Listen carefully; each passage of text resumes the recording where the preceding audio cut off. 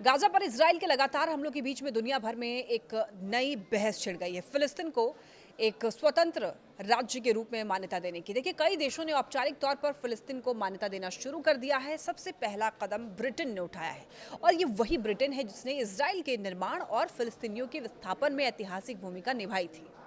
इसके बाद देखिए, कनाडा, ऑस्ट्रेलिया और पुर्तगाल जैसे देश भी इस कतार में शामिल हो गए हैं। अब सवाल ये उठता है कि क्या सचमुच फिलिस्तीन को मान्यता मिलने से उसका स्वतंत्र राज्य बनने का सपना पूरा होगा, और क्या इसके लिए कोई आधिकारिक प्रमाण पत्र जारी होता है? सबसे पहले समझिए कि ये पूरा मामला है क्या। देखिए, फिलिस्तीन जो है वो कानूनी रूप से एक राज्य माना जाता है, लेकिन दुनिया के नक्शे पर उसे किसी आधिकारिक देश का दर्जा हासिल नहीं है।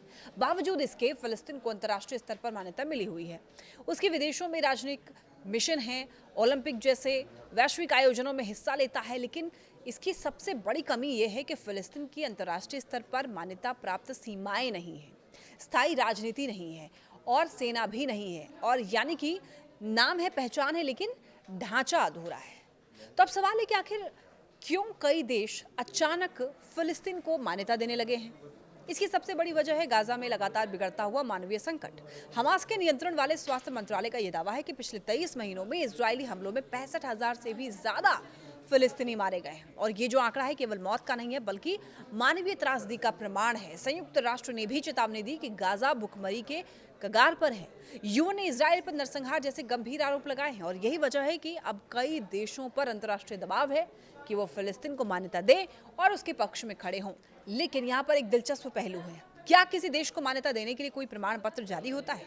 इसका जवाब है नहीं। असल में मान्यता एक राजनीतिक प्रक्रिया है और कोई औपचारिक कागजी कार्रवाई नहीं है। जब एक देश दूसरे को मान्यता देता है तो वो राजनयिक संबंध स्थापित करता है, दूतावास खोलता है या फिर आधिकारिक बयान जारी करता है। इसमें किसी तरह का भौतिक प्रमाण पत्र या फिर कानूनी दस्तावेज नहीं दिया जाता। मान्यता का ऐलान आमतौर पर सार्वजनिक घोषणाओं, आधिकारिक बयानों या फिर राजनयिक नोट्स के माध्यम से किया जाता है। यानी कि फिलिस्तीन को मान्यता देना एक तरह का संदेश है, राजनीतिक समर्थन और अंतर्राष्ट्रीय स्तर पर उसकी स्थिति को स्वीकार करना। लेकिन असली सवाल यही है कि क्या केवल मान्यता से फिलिस्तीन का स्वतंत्र राष्ट्र बनने का सपना पूरा हो पाएगा? क्योंकि जब तक उसके पास अपनी तय सीमाएं, राजधानी और प्रशासनिक नियंत्रण नहीं होगा, तब तक वो केवल आंशिक रूप से मान्यता प्राप्त राज्य ही रहेगा।